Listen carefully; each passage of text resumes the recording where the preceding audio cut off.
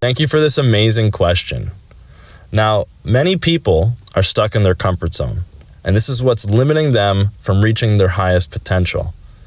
If you want to be comfortable in uncomfortable situations, you have to control what you can control, which is only your own thoughts, words, actions, emotions, and everything you're putting into the universe at that current moment. Now imagine a shark that is placed in a tank. It can only live and expand and grow to become whatever is in that environment. If you place it in the ocean where it has to defend itself, grow bigger in order for bigger predators and other challenges, it will then become a ferocious predator. So if you want to be comfortable in uncomfortable situations, you have to be willing to take risk, but know the reward of stepping outside your boundary is limitless growth and exponential potential. Thank you for this great question. And in my lifetime, I'm proud of 3 key moments. The first is hearing my name called in the Major League Baseball draft. This was such an amazing experience and always reminds me that hard work pays off, and anything great does take time and a lot of consistency for you to achieve those goals. The second is when baseball didn't work out and my eggs in that basket never hatched.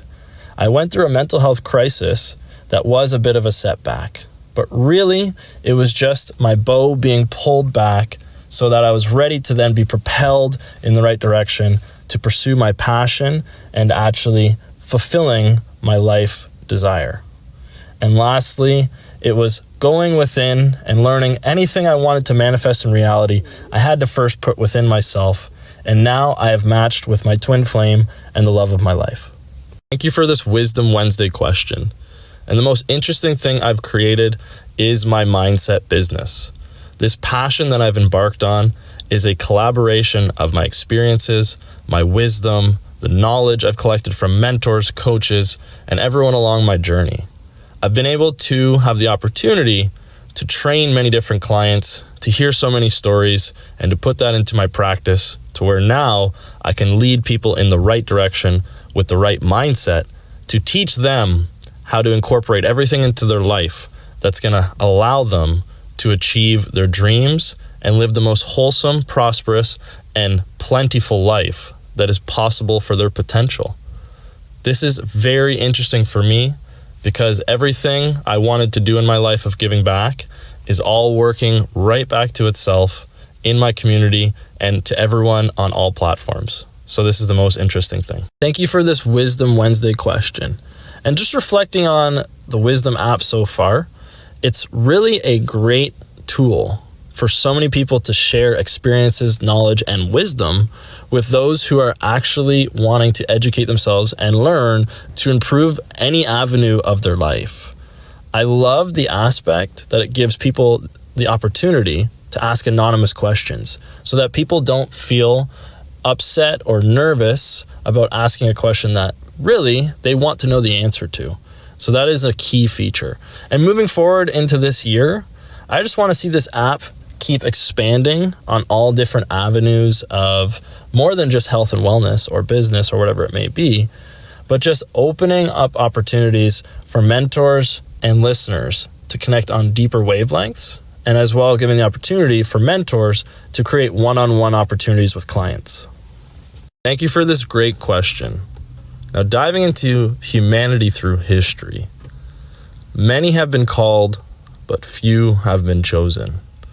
There has been an issue with human history for leaders to be so clinging towards power, greed, control, and using the tools of fear, anger, worry, and doubt to really mislead and indoctrinate the masses so that they keep their vibration at a level that is easier for them to be controlled.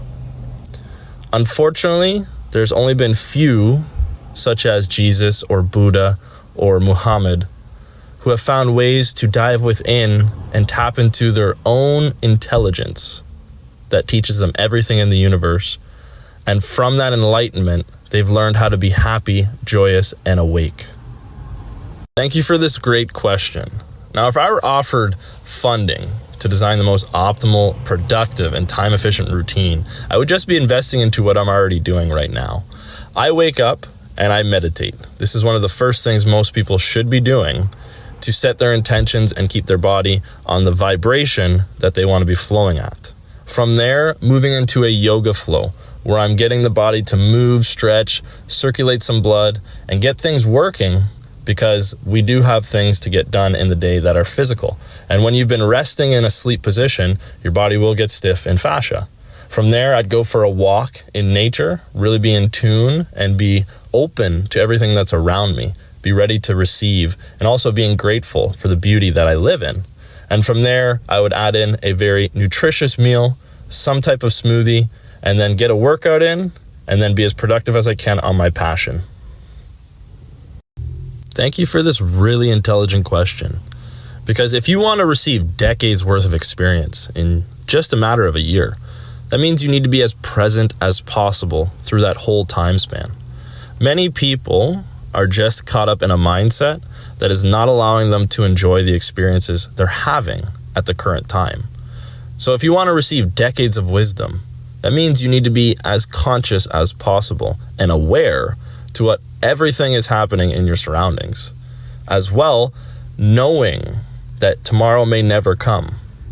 This gives you the opportunity to have the mindset to keep doing the things that are a passion, but as well challenging yourself with going to do those experiences that you've always wanted to do. It does take time, it does take potentially money, but if you have the right steps in staying as conscious and aware as you want, you will be able to receive as much experience as you can. Thank you for this great question.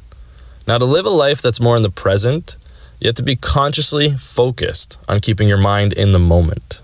You can go about this by living a very meditative life, which is the way you keep your mind still so you can stay responsive instead of reactive. Many people are too focused on what has already happened. So they're living a life that is in the past, on things they no longer can control, and it's giving them a mood that feels like nothing they do is going to improve their situation.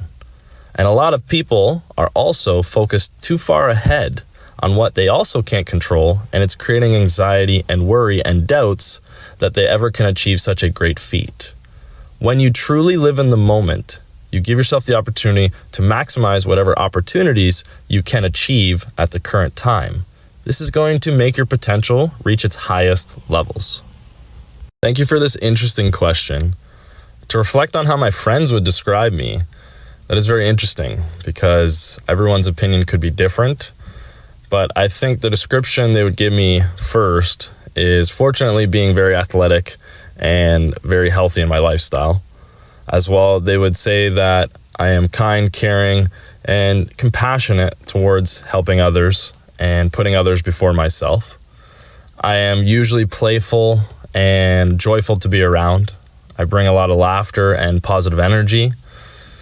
At times, I can be very stoic, quiet, reserved, and very collected with my thoughts and what words I choose to speak. As well, I go about my business with effectiveness and definitely a purpose to everything I'm doing. So that is how I feel they would describe me. Thank you for this great question. Now, when it comes to pain, understand this. This is an internal way of rationalizing external circumstances. So if it's the pain of the world or it's the pain of your neighbor, it doesn't matter where that pain is coming from. It is not up to us to absorb that. We as humans do have emotions, and we need to express them honestly. But the key way to deal with them is to experience them and then learn from it in order to flow in a more positive direction.